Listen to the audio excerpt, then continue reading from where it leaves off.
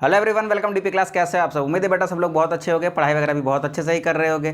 तो प्यारे बच्चों, हम लोग पढ़ रहे हैं क्लास 12 बायोलॉजी का एक बहुत ही अच्छा चैप्टर जिसका नाम है मॉलिकुलर बेसिस ऑफ इनहेरिटेंस। बेटा इस चैप्टर के लास्ट क्लास में हमने सीखा था डीएनए की पैकेजिंग के बारे में। आज की क्लास में हम लोग सीखेंगे एक बहुत ही अच्छा टॉपिक जिसका नाम है DNA as genetic material.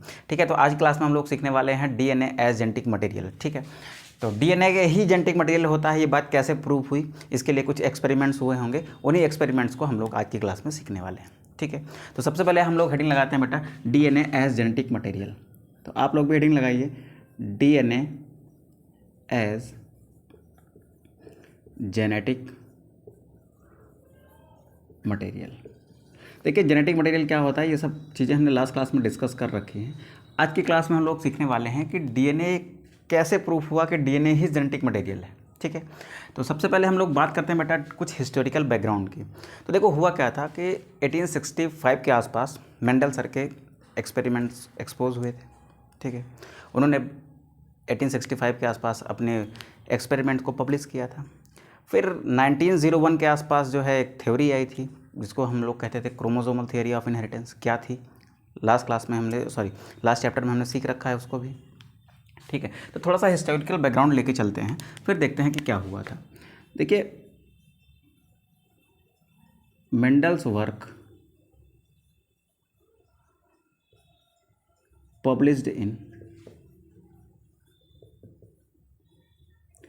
1865, then after some time Sutton and Boveri gave chromosomal theory of inheritance. उन्होंने क्या दिया बेटा, उन्होंने दिया क्रोमोसोमल थियरी ऑफ इनहेरिटेंस। उन्होंने क्या दिया बेटा, उन्होंने दिया क्रोमोसोमल थियरी ऑफ इनहेरिटेंस। कब दिया? अराउंड 1900 या 1901 के आसपास। फिर थोड़ा सा और टाइम बीता था, 1906 या फिर ऐसे लिख लो आप, कोई एग्जैक्ट टाइम लाइन तो नहीं दी है एनसीईआरटी ने, आप लिख लो। एक व्यक्ति थे जिनका नाम था टीएच मॉर्गन। ठीक है, फादर ऑफ एक्सपेरिमेंटल जेनेटिक्स हैं। ठीक है, इन्होंने क्या दिया था बेटा, इन्होंने लिंकेज का कॉन्सेप्ट दिया था। मोटा मोटा हम समझ लेते हैं इन्होंने कब दिया था, 1910 के आसपास। कुछ बुक्स में 1900 से भी दिखाई देगा। ठीक है, तो आप ऐसे समझ लीजिएगा। तो यहाँ तक बेटा ये सारी स्टडी किस पर बेस्ड थी, यहाँ तक जो स्टडी बेस्ड थी ना वो किस पर थी, स्टडी बेस्ड ऑन क्रोमोसोम।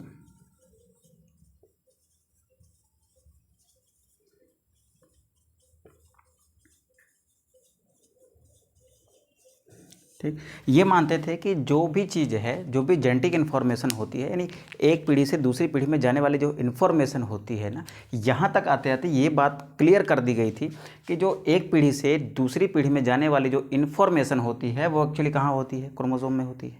ठीक है, तो एक बात तो क्लियर हो गई थी कि जो जेनेटिक मटेरियल है, जो सारी इन्फॉर्मेशन को स्टोर करके रखा है, जो एक पीढ़ी से दूसरी पीढ़ी में इन्फॉर्मेशन को ट्रांसफ़र करता है जेनेटिक मटेरियल, वो किसी न किसी तरीके से क्रोमोसोम से रिलेशन रखता है। ठीक है, यहाँ तक ये बात क्लियर हो गई थी। तो by work of the scientist, तो हम लिख सकते हैं by work of the scientist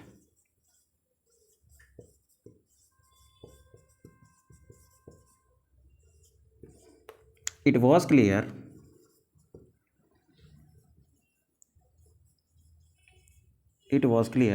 that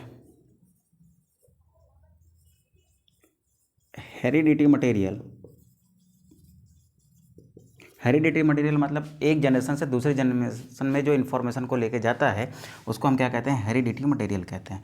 वो हेरिडिटी मटेरियल किसी न किसी प्रकार से किससे रिलेशन रखता है, किसी न किसी प्रकार से रिलेशन रखता है किससे, क्रोमोसोम से। हेरिडिटी मटेरियल इज रिलेटेड और प्रेजेंट इन क्रोमोसोम। अगर दूसरे शब्द में बात करें, in other words,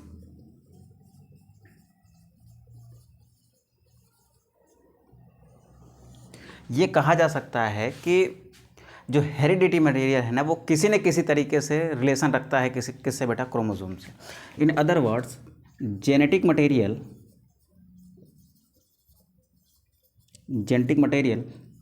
is somehow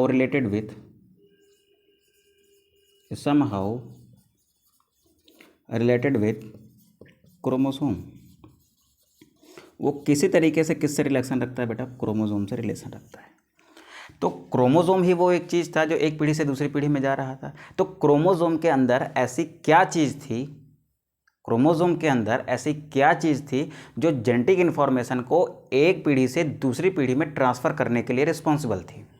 ठीक, तो ये फाइंडिंग चालू हो गई कि क्रोमोसोम में, पहले तो अभी ये सारी स्टडी ओरिएंटेड है किसके आसपास, क्रोमोसोम के आसपास। तो अराउंड 1926 यानी 1926 के बाद से अब ये स्टडी चालू हो गई कि क्रोमोसोम के अंदर एक ऐसी कौन सी चीज़ है जो जेनेटिक इन्फॉर्मेशन को एक पीढ़ी से दूसरी पीढ़ी में ट्रांसफ़र करती है। यानी उस क्रोमोसोम के अंदर ऐसा क्या है जो एक जेनेटिक मटेरियल के रूप में काम कर रहा है। ठीक है, तो इस बात को खोजने के लिए आफ्टर 1926 एनसीईआरटी ने लिखा है कि 1926 के बाद से ये स्टडी चालू हुई कि क्रोमोसोम के अंदर ऐसी क्या चीज़ है जो जेनेटिक मटेरियल के रूप में काम कर रही है। तो इस बात को फाइंड करने के लिए कि क्रोमोसोम में ऐसी क्या है जो जेनेटिक मटेरियल का काम करती है, उस चीज़ को फाइंड करने के लिए ना अलग अलग साइंटिस्ट ने क्या किया बेटा, अलग अलग एक्सपेरिमेंट्स किए। ठीक है, तो many scientist perform their experiments to find what was the material which is present in chromosome act as genetic material. मतलब वो ऐसी क्या चीज़ है जो क्रोमोसोम में प्रेजेंट है और काम करती है किसके जैसे, जेनेटिक मटेरियल के जैसे। ठीक है, तो सम एक्सपेरिमेंट्स, क्या लिख सकते हैं बेटा, some experiments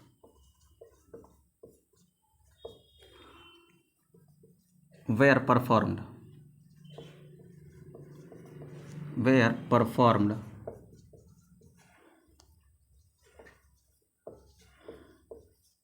by scientists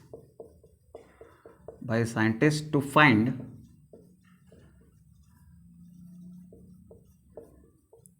genetic material in chromosome।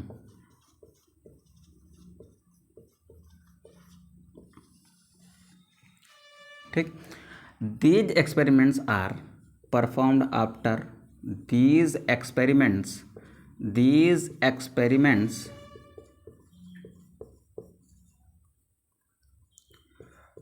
are performed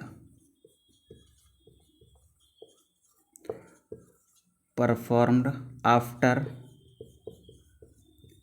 1926 यानी 1926 के बाद ये एक्सपेरिमेंट्स चालू हुए ये फाइंड करने के लिए कि इस क्रोमोसोम के अंदर ऐसी क्या चीज़ है जो जेनेटिक मटेरियल के रूप में काम कर रही है। ठीक है, ये हो गई हमारी किसकी बात, ये हो गई हमारी थोड़ा सा बैकग्राउंड की बात, जहाँ पर हम ये समझने की कोशिश कर रहे हैं कि क्रोमोसोम में ऐसी क्या चीज़ है जो जेनेटिक इन्फॉर्मेशन को पीढ़ी दर पीढ़ी ट्रांसफ़र कर रही है। ठीक है, तो ये बात समझने के लिए बेटा अलग अलग एक्सपेरिमेंट्स हुए। वो एक्सपेरिमेंट्स क्या थे, एक एक एक्सपेरिमेंट्स हमको सीखना है। आपकी एनसीईआरटी में 3 एक्सपेरिमेंट्स हैं। कितने एक्सपेरिमेंट्स हैं बेटा, 3 एक्सपेरिमेंट्स हैं। उन सब की पहले हम एक समरी तैयार करते हैं। क्या लिखेंगे बेटा, एक समरी लिखेंगे, ताकि हमारे दिमाग में ये चीज़ें फिक्स हो जाए ना कि कौन सी चीज़ें क्या थी और कैसे कैसे इवॉल्व हुई। ठीक है, उसके बाद फिर उस समरी में जितने भी एक्सपेरिमेंट हैं ना उन सबको हम लोग डिटेल से समझने की कोशिश करेंगे, ताकि हम भी ये फाइंड कर पाएँ, अपने आप को सेटिस्फाई कर पाएँ कि हाँ डीएनए ही जेनेटिक मटेरियल है। ठीक है, तो चलिए स्टार्ट करते हैं बेटा। आप इसका स्क्रीनशॉट करें, फिर हम लोग आगे बढ़ते हैं। चल बेटा हम लोग देखते हैं। अब साथ साथ बेटा आप लोग भी एक चार्ट बनाइएगा, उससे वो पूरे एक्सपेरिमेंट्स की समरी है। फिर हम लोग एक एक एक्सपेरिमेंट को एकदम डिटेल में समझने की कोशिश करेंगे कि क्या थे वो एक्सपेरिमेंट। ठीक है,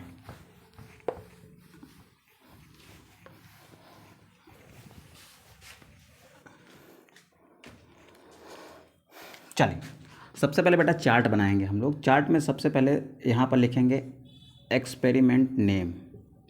क्या लिखेंगे, एक्सपेरिमेंट नेम। ठीक है, फिर वो एक्सपेरिमेंट किए किसने थे उस साइंटिस्ट का नाम लिखेंगे। एक मिनट बेटा थोड़ा सीधी लाइन खींचता हूँ मैं। फिर लिखा हमने name of scientist, name of scientist. ठीक है। उसके बाद फिर हम लोग देखेंगे बेटा ईयर, ठीक है। फिर हम लोग देखेंगे बेटा कि कौन सा ऑर्गेनिज्म यूज़ किया था अपने एक्सपेरिमेंट में, ठीक है। फिर हम लोग देखेंगे कि उस एक्सपेरिमेंट का कंक्लूज़न क्या रहा, what was the conclusion of that experiment, ठीक है। ये सारी बात करने वाले हैं। तो बेटा जो सबसे पहला एक्सपेरिमेंट किया गया था ये फाइंड करने के लिए कि क्रोमोसोम में ऐसी क्या चीज़ है जो जेनेटिक मटेरियल का काम कर रही है, वो पहला एक्सपेरिमेंट किया था, उसको कहा गया बेटा ट्रांसफॉर्मिंग एक्सपेरिमेंट। क्या कहा गया? उसको कहा गया ट्रांसफॉर्मिंग एक्सपेरिमेंट। एक मिनट बेटा,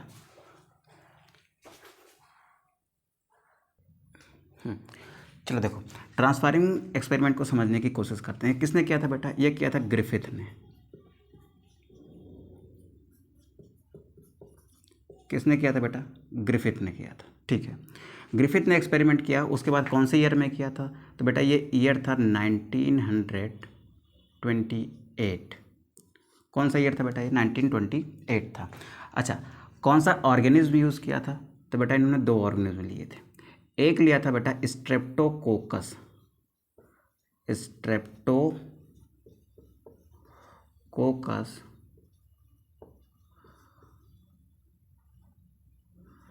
न्यूमोनी बैक्टीरिया एंड माइस। कौन कौन से दो ऑर्गेनिज्म लिए थे बेटा? दो ऑर्गेनिज्म लिए थे। इन्होंने क्या लिखा बेटा? इन्होंने लिखा कि कंक्लूजन में इन्होंने कहा कि देयर आर सम केमिकल, कुछ केमिकल होते हैं which act as transforming principle. कुछ केमिकल होते हैं जो ट्रांसफॉर्मिंग प्रिंसिपल के जैसे काम करते हैं। ये नहीं फाइंड कर पाए कि वो ट्रांसफॉर्मिंग प्रिंसिपल यानी वो केमिकल क्या है, ठीक है। तो ये था बेटा आपका पहला एक्सपेरिमेंट। किसने किया? ग्रिफिथ ने किया। कब किया? 1928 में किया। क्या कौन सा ऑर्गेनिज्म ये इस्तेमाल किया? स्ट्रेप्टोकोकस न्यूमोनी बैक्टीरिया इस्तेमाल किया, जिसके कारण क्या होता था बेटा? निमोनिया जैसी बीमारी होती थी, जिसके कारण जो है माइस मर जाता था या अलाइव रहता था। वो बात की बात है, देखेंगे। स्ट्रेप्टोकोकस बैक्टीरिया क्या थे? एक ऐसे बैक्टीरिया थे जिनके कारण निमोनिया होता था। और क्या लिया बेटा? एक चूहा लिया। फिर कंक्लूजन में क्या निकाला उन्होंने? कंक्लूजन ने कहा कि कुछ केमिकल ऐसे होते हैं बेटा जो ट्रांसफॉर्मिंग एलिमेंट्स के जैसे काम करते हैं, ठीक है। ट्रांसफॉर्मिंग प्रिंसिपल होते हैं, ठीक है। यानी ये क्या है बेटा? कुछ केमिकल्स हैं जो किसके जैसे काम करेंगे? ट्रांसफॉर्मिंग प्रिंसिपल के जैसे काम करेंगे। ये था उनका पहला एक्सपेरिमेंट, ठीक है। अब इसी एक्सपेरिमेंट को फॉलो करते हुए एक दूसरा एक्सपेरिमेंट आया। किसका आया? एवरी मैकार्टी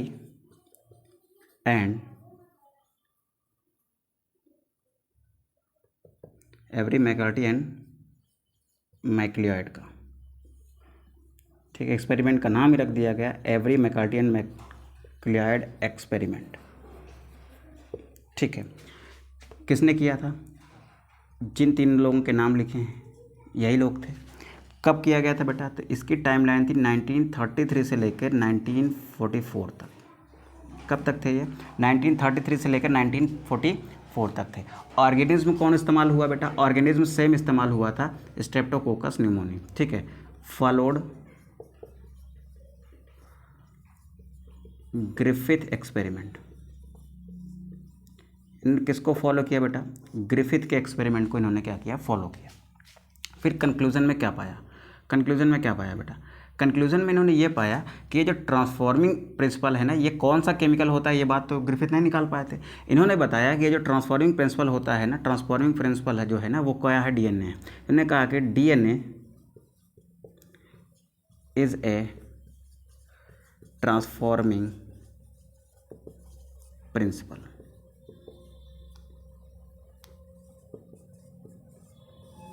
ठीक है। फिर बेटा जो थर्ड एक्सपेरिमेंट हुआ, उस थर्ड एक्सपेरिमेंट को कहा गया ब्लेंडिंग एक्सपेरिमेंट। क्या कहा गया बेटा, उसको कहा गया ब्लेंडिंग एक्सपेरिमेंट। अब सर ये ब्लेंडिंग एक्सपेरिमेंट क्या था? ब्लेंडिंग एक्सपेरिमेंट बेटा एक तरीके का एक्सपेरिमेंट था जो किसने किया था, हर्शे एंड चेज ने किया था। किसने किया था? हर्शे एंड चेज ने, हर्शे एंड चेज द्वारा। ठीक है, हर्शे और चेज ने कब किया था बेटा? इसको इन्होंने परफॉर्म किया था 1952 में। ठीक है, ये वही टाइम है जब डीएनए का प्रॉपर स्ट्रक्चर आया था, वाटसन एंड क्रिक ने दिया था 1953 के आसपास। तो उससे जस्ट पहले ही ये सिद्ध हुआ कि डीएनए ही क्या होता है, जेनेटिक मटेरियल होता है। इन्होंने क्या किया था बेटा, इन्होंने लिया था एक वायरस जिसका नाम है bacteriophage virus and E coli bacteria. ठीक है, ये दो ऑर्गेनिज्म इनके पास थे। ऑर्गेनिज्म तो नहीं कह सकता, बैक्टीरियोफाज वायरस तो ऑर्गेनिज्म नहीं है बेटा। ये किसी वायरस क्या होते हैं, वायरस तो नॉन लिविंग होते हैं, बस किसी होस्ट सेल में एंटर करने के बाद वो लिविंग जैसी एक्टिविटी करते हैं। ठीक है, तो क्या क्या लिया था उन्होंने, बैक्टीरियोफेज वायरस लिया था एंड इकोलाई बैक्टीरिया लिया था। इनका क्या कंक्लूजन आया? इनका कंक्लूजन आया कि DNA is a genetic material, कि क्रोमोसोम में ऐसी कौन सी चीज़ है जो जेनेटिक मटेरियल का काम कर रही है। तो इस एक्सपेरिमेंट से 1952 में ये प्रूव हुआ। ये माउथ सेटिंग एक्सपेरिमेंट था कि इसके बाद फिर कोई उंगली नहीं उठा पाया कि नहीं अब डीएनए जेनेटिक मटेरियल नहीं, कुछ और भी हो सकता है। तो ये कोई यहाँ से एकदम फिक्स हो गया बेटा। इस एक्सपेरिमेंट ने एकदम क्या कर दिया, इस सबकी ज़बान बंद कर दी और क्या कहलवा दिया कि डीएनए ही क्या है, जेनेटिक मटेरियल है।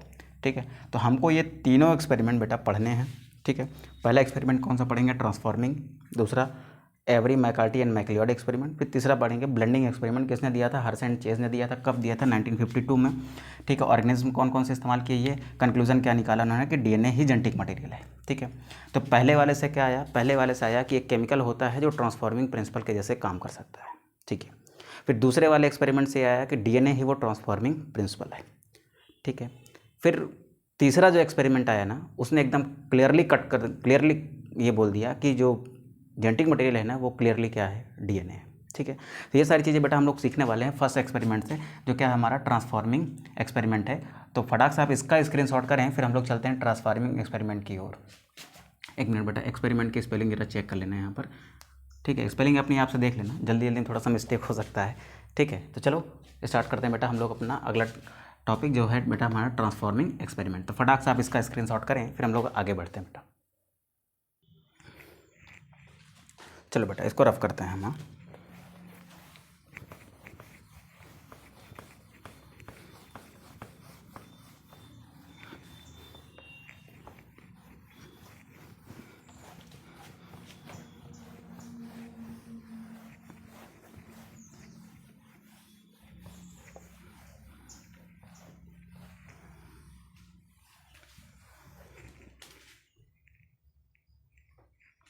चलो, अब सबसे पहले बेटा यहाँ पर हेडिंग लगाइए आप, ट्रांसफॉर्मिंग प्रिंसिपल या फिर ट्रांसफॉर्मिंग एक्सपेरिमेंट। Transforming experiment.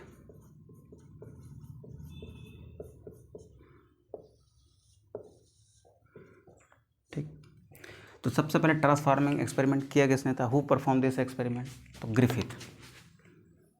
तो क्या लिखोगे, डन बाई, किसने किया था, डन बाई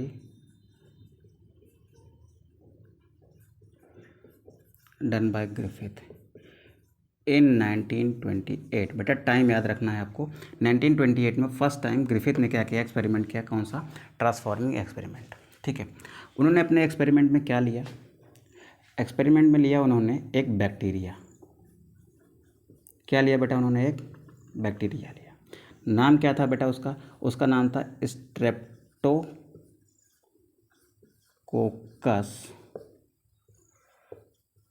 न्यूमोनी। ठीक है, कैसा बैक्टीरिया था सर, ये आपको निमोनिया कॉजिंग बैक्टीरिया था।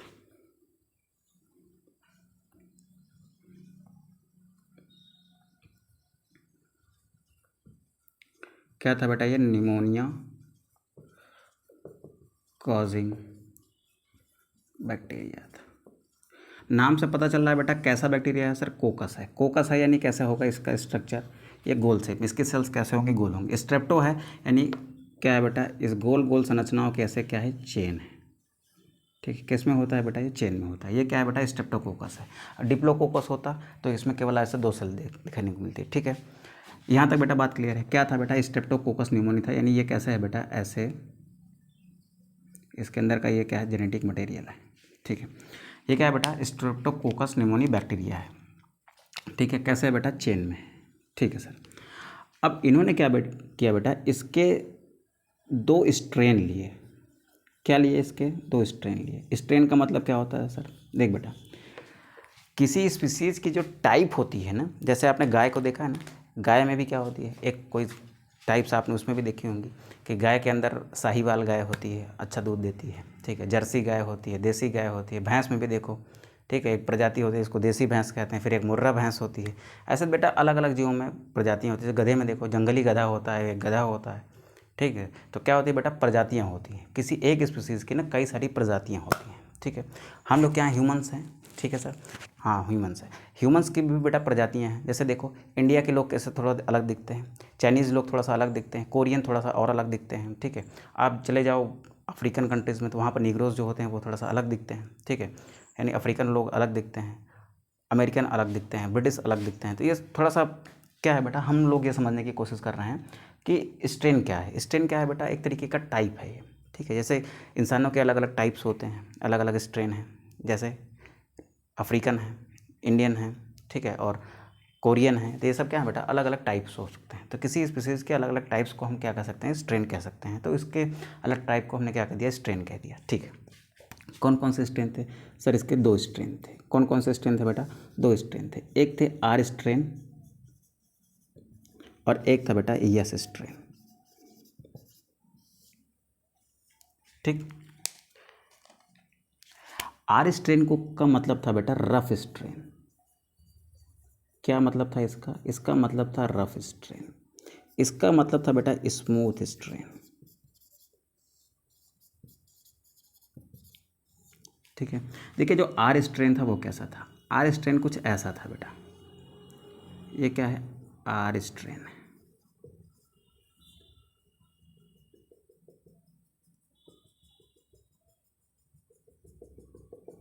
ठीक है, इसी के बगल क्या था, एक एस स्ट्रेन था। यस स्ट्रेन कुछ ऐसा था।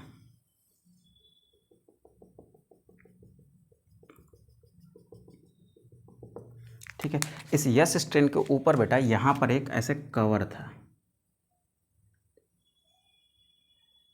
क्या था बेटा, एक कवर था। कवर किसका था, कवर था वो म्यूकोपॉलीसैकेराइड का। म्यूकोपॉलीसैकेराइड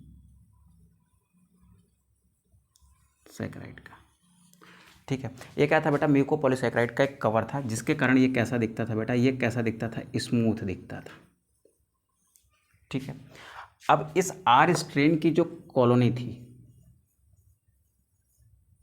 इसकी कॉलोनी भी होगी, इसकी भी क्या थी, कॉलोनी थी। कॉलोनी का मतलब क्या होता है बेटा, ग्रुप होता है। इसकी भी क्या थी, कॉलोनी थी। ठीक है, एक मिनट बेटा जरा तो रुको ना तो। ठीक है, इसकी भी क्या थी, कॉलोनी थी। और कॉलोनी कैसे थी बेटा, एक कॉलोनी थी रफ कॉलोनी। ठीक, इसकी कॉलोनी रही होगी, कैसी कॉलोनी रही होगी, स्मूथ कॉलोनी रही होगी। ठीक है, अब रफ कॉलोनी और स्मूथ कॉलोनी में क्या फ़र्क था, देखिए जो रफ कॉलोनी थी, रफ कॉलोनी जब किसी ऑर्गेनिज्म के अंदर पहुंचती थी ना, इसका ये वाला बैक्टीरिया जब किसी ऑर्गेनिज्म के अंदर पहुंचता था तो वो निमोनिया कॉज नहीं कर पाता था। क्या कर पाता था, निमोनिया कॉज नहीं कर पाता था। ठीक है, तो इसको हमने नाम दे दिया बेटा नॉन वायरुलेंट। ठीक है, और जो स्मूथ कॉलोनी थी ना,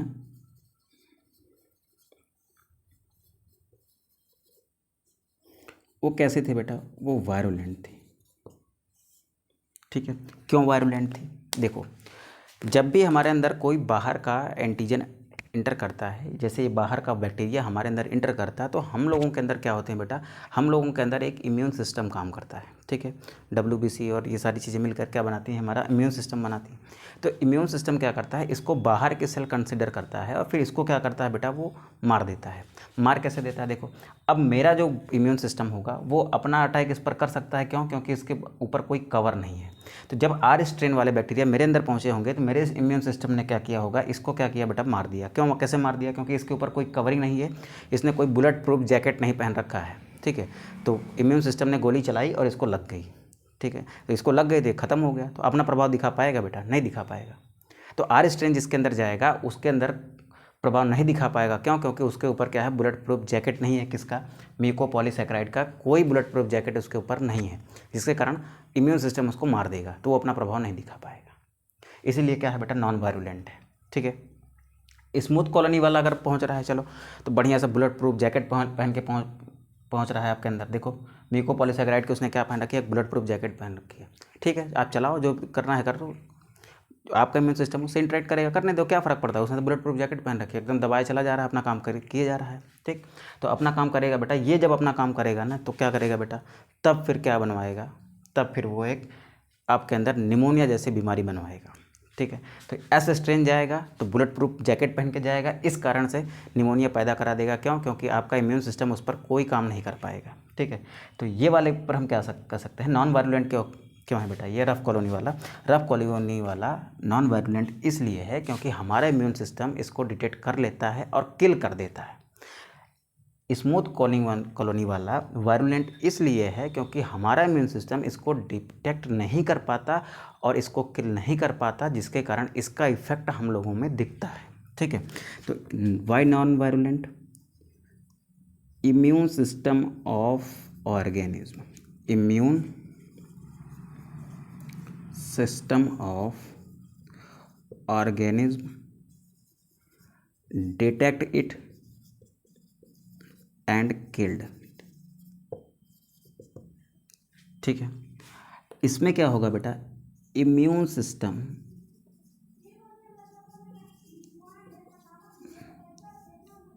can not detect, immune system can not detect and unable to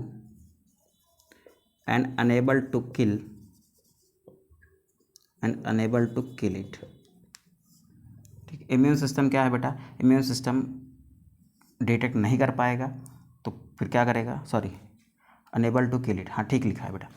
rough colony में क्या होगा बेटा, इसको नॉन वायरुलेंट कहते हैं क्योंकि इम्यून सिस्टम ऑर्गेनिज्म का उसको डिटेक्ट नहीं कर पाता, सॉरी डिटेक्ट कर लेता है और उसको मार देता है। स्मूथ कॉलोनी का क्या कहलाता है बेटा, वायरुलेंट कहलाता है, क्यों, क्योंकि immune system can not detect and unable to kill it, और अनेबल होता है मतलब सफल नहीं होता उसको मारने में, ठीक है। तो ये बात किसकी बेटा, आर स्ट्रेन और एस स्ट्रेन की। अब आपसे कोई पूछे कि आर स्ट्रेन खतरनाक है फिर एस स्ट्रेन खतरनाक, तो आप क्या कहोगे, सर एस स्ट्रेन खतरनाक, क्यों, क्योंकि उसके पास बुलेट प्रूफ जैकेट है, किसका है बेटा, म्यूकोपॉलीसैकेराइड का है, ठीक है। तो इसी तरीके की चीज़ों का इस्तेमाल करके ग्रिफिथ ने एक एक्सपेरिमेंट किया किसके ऊपर बेटा, माइस के ऊपर, ठीक है। उसने इस बैक्टीरिया का अटैक करवाया किसके ऊपर, माउस के ऊपर, यानी एक चूहे के ऊपर, ठीक है। तो व्हाट ग्रिफिथ डन, तो ग्रिफिथ ने पहला स्टेप क्या किया बेटा, पहले स्टेप में क्या किया बेटा, पहले स्टेप में उसने क्या किया, पहले स्टेप में उसने एक आर स्ट्रेन लिया, आर स्ट्रेन बैक्टीरिया लिया, यानी कौन सा बैक्टीरिया लिया होगा बेटा, ये वाला बैक्टीरिया लिया। आर स्ट्रेन बैक्टीरिया को अटैक कराया कहाँ पर, एक चूहे के अंदर। चलो एक बढ़िया सा चूहा बना लेते हैं, ठीक है। इन भाई साहब के अंदर क्या किया, इसको इंटर कराया। कैसे इंटर कराया सर, इंजेक्शन के थ्रू इंटर कराया, ठीक। यहाँ पर क्या भरा हुआ है, यहाँ पर भरा हुआ है बेटा आर स्ट्रेन, ठीक है। आर स्ट्रेन इसके अंदर डाला, तो अब बताओ क्या हुआ होगा, इस माउस के इम्यून सिस्टम ने उसको डिटेक्ट कर लिया होगा और क्या कर दिया होगा बेटा, मार दिया होगा किसको, इस रफ कॉलोनी वाले बैक्टीरिया को। तो ये अपना प्रभाव दिखा पाया होगा, नहीं दिखा पाया। तो ये आपका माउस जो था वो वैसे का वैसे क्या था बेटा, जीवित था,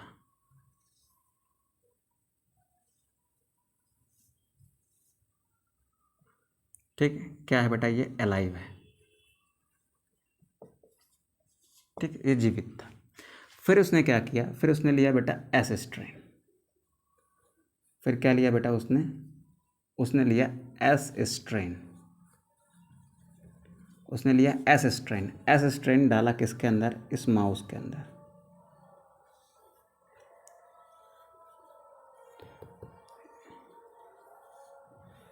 इस माउस के अंदर इंटर कराया। ठीक है, क्या इंटर कराया बेटा, इंटर कराया उसने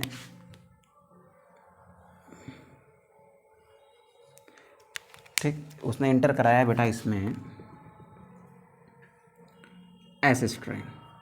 अब आप सोच के बताओ कि एस स्ट्रेन इंटर कराने के बाद क्या हुआ होगा। बेटा एस स्ट्रेन इंटर कराने के बाद, एस स्ट्रेन तो वायरुलेंट है, इस माउस का इम्यून सिस्टम उसको डिटेक्ट नहीं कर पाया होगा। जब डिटेक्ट नहीं कर पाया तो एस स्ट्रेन ने अपना इफेक्ट दिखाया और अपना इफेक्ट दिखा के इसको क्या किया बेटा, मार दिया।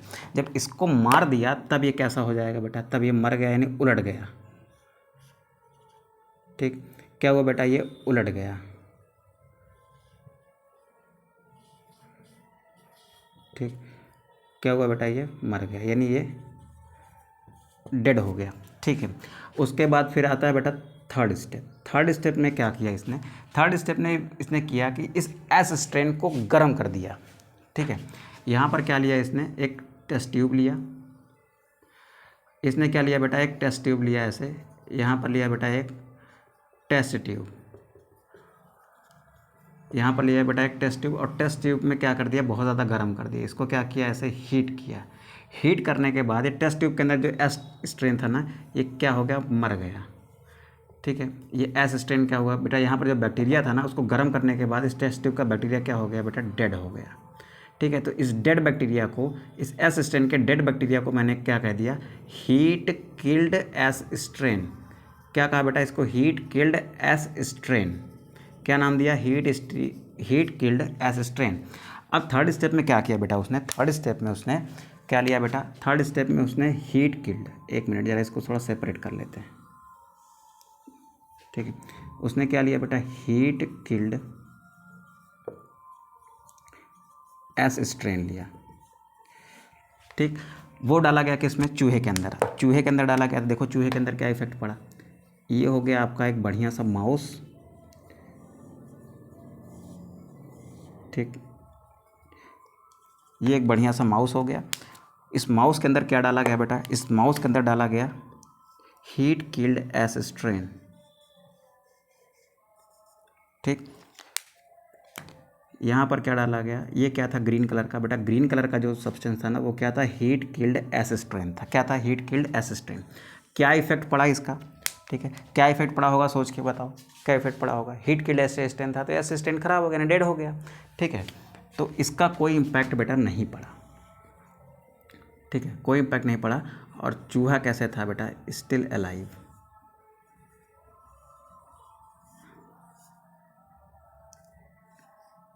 कैसा था बेटा, ये अलाइव था। ठीक, अब इस आदमी को एक नखरा सूझा, नखरा सूझा ये कि यार एस अकेले दे रहा था तो मर जा रहा था, आर अकेले दे रहा था तो मर जा रहा था, एस को गर्म करके दिया नहीं मरा। तो ऐसा करते हैं कि एस को किसके साथ, एक गर्म किए हुए एस को यानी हीट किल्ड एस को हम मिक्स करते हैं किसके साथ, आर के साथ, करके देखते हैं क्या होता है। ठीक है, तो इसने क्या सोचा, इसने सोचा ऐसा कि हम क्या करते हैं बेटा, हम करते हैं फोर्थ स्टेप में आर स्ट्रेन लेते हैं। क्या लेते हैं बेटा, आर स्ट्रेन लेते हैं, प्लस उसके साथ क्या मिला देते हैं, उसके साथ मिला देते हैं heat killed S strain. Heat killed S strain क्या मिलाते हैं बेटा, हीट किल्ड एस स्ट्रेन मिला देते हैं। अब इस हीट किल्ड एस स्ट्रेन मिलाने के बाद क्या दिखाई देगा, तो देखो ये आपका एक माउस था, इसके अंदर डाला गया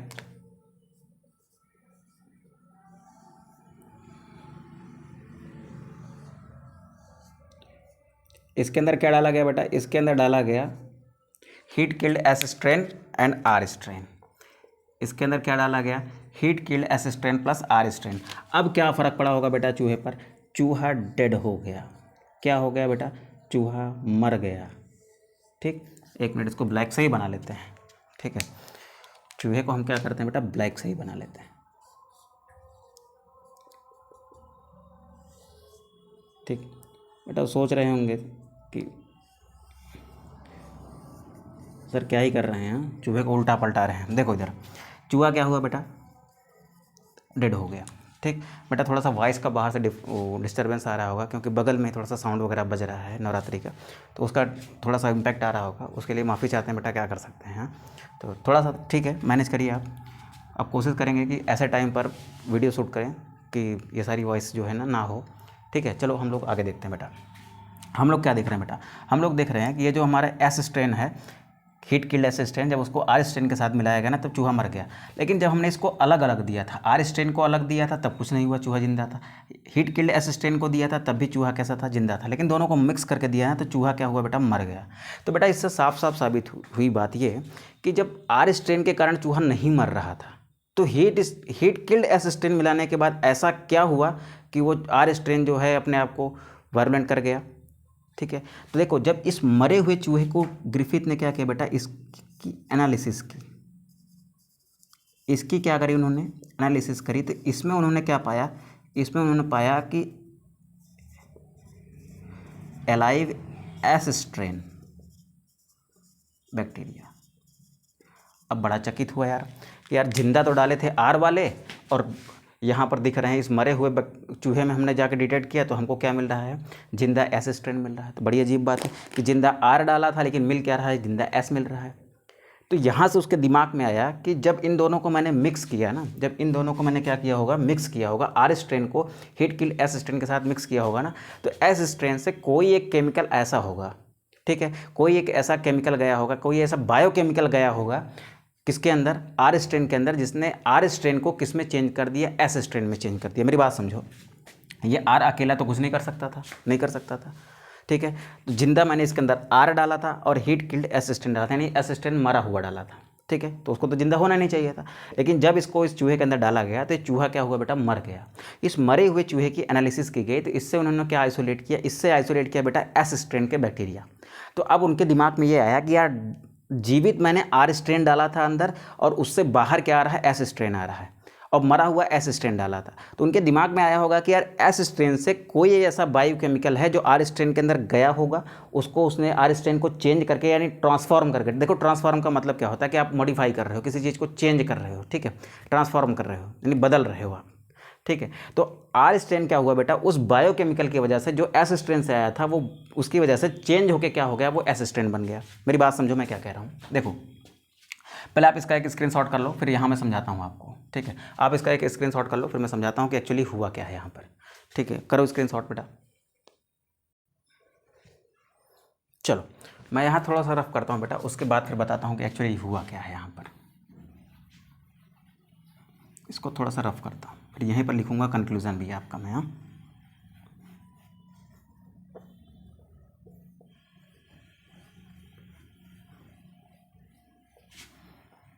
देखो मीडियम में क्या था बेटा, देखो जरा मीडियम में क्या था, मीडियम में इन्होंने क्या लिया, यहाँ पर लिया इन्होंने R strain.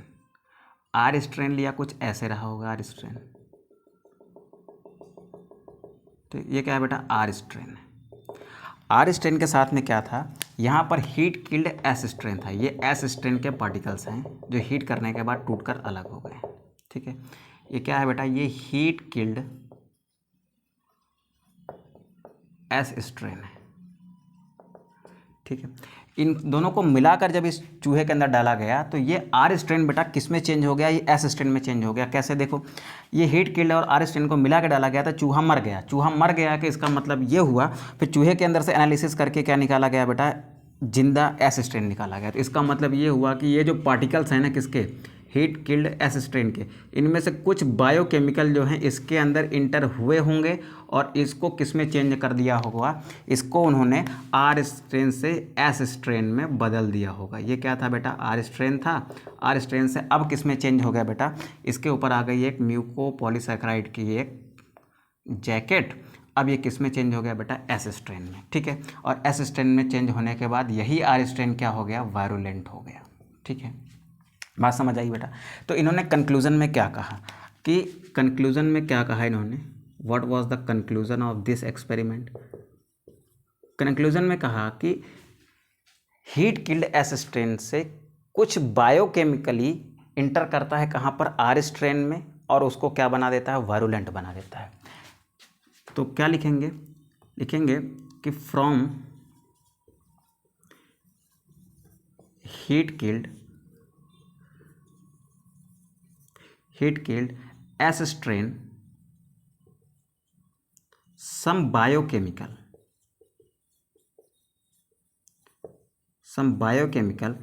enters in R strain and transform R strain into S strain and cause pneumonia.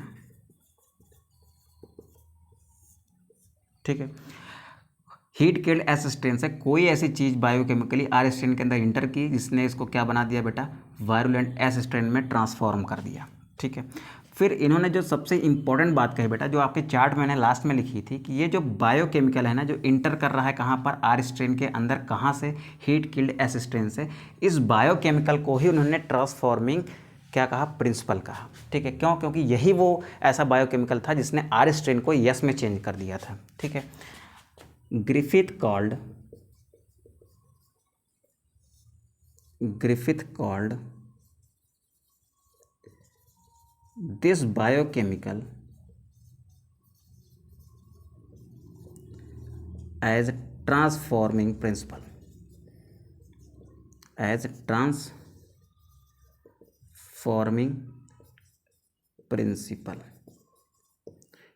Griffith ने इसी को क्या कहा बेटा, इसी को कहा उसने ट्रांसफॉर्मिंग प्रिंसिपल। ठीक है, तो ये बात किसकी थी बेटा, ये बात थी किसकी, ये बात थी ग्रिफिथ सर के एक्सपेरिमेंट की जो उन्होंने किया था 1928 में, ट्रांसफॉर्मिंग एक्सपेरिमेंट में। ठीक है, एक बार फिर से हम कंक्लूड करते हैं फटाफट से। देखो, सबसे पहले क्या लिया, एक बैक्टीरियल है स्ट्रेप्टोकोकस न्यूमोनिया, जिसके दो स्ट्रेन थे, R strain and S strain. R strain जो था वो नॉन वायरुलेंट था, यानी वो डिजीज कॉज नहीं करता था। ठीक है, एस स्ट्रेन जो था वो डिजीज कॉजिंग था। तो इन्होंने क्या किया, पहले आर स्ट्रेन दिया किसको, माउस को, वो माउस जिंदा रहा क्योंकि डिजीज नहीं हुई। फिर एस स्ट्रेन दिया चूहे को, चूहा मर गया क्योंकि उसको निमोनिया हो गया था। ठीक है, निमोनिया हो गया और चूहा मर गया। फिर क्या किया उन्होंने, एस स्ट्रेन को गर्म किया, गर्म करके एस स्ट्रेन वाले बैक्टीरिया को किसको दिया गया, चूहे को। अब गर्म कर दिया तो एस स्ट्रेन का बैक्टीरिया किल हो गया था बेटा। उसने क्या किया, चूहे को कोई नुकसान नहीं पहुंचाया, नहीं चूहे को कोई निमोनिया नहीं हुआ, चूहा जिंदा था। फिर क्या किया उन्होंने, आर स्ट्रेन और हीट किल्ड एस स्ट्रेन, इन दोनों में चूहे कैसे थे बेटा, जिंदा थे। इन दोनों को मिक्स करके जब दिया ना चूहे को, तो चूहा क्या हुआ, मर गया। तो ऐसा क्या हुआ बेटा, तो ऐसा हुआ ये कि जब आर स्ट्रेन और हीट किल्ड एस स्ट्रेन को मिक्स किया गया होगा, तो इन्होंने ये एज्यूम किया कि हीट किल्ड एस स्ट्रेन से कोई एक ऐसी चीज़ है जो आर स्ट्रेन के अंदर गई होगी, उसने आर स्ट्रेन को ट्रांसफॉर्म कर दिया। ट्रांसफॉर्म का मतलब उसके रूप को क्या किया, बदल दिया।